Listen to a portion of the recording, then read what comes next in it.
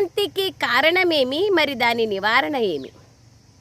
జవాబు: అపవిత్రతయే అశాంతికి కారణం.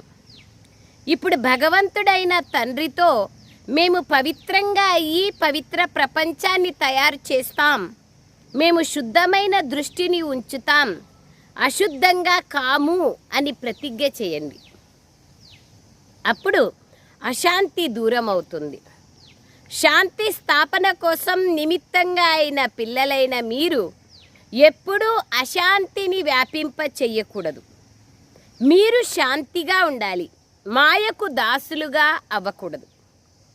అపవిత్రతయే అశాంతికి కారణం, పవిత్రత సుఖశాంతులకు ఆధారం. ఇప్పుడు భగవంతుడైన బాబాతో మేం పవిత్రంగా ఈ పవిత్ర ప్రపంచాన్ని తయారు చేస్తాం, మేము శుద్ధమైన దృష్టిని, ఆత్మ భాయి దృష్టిని ఉంచుకుంటాం,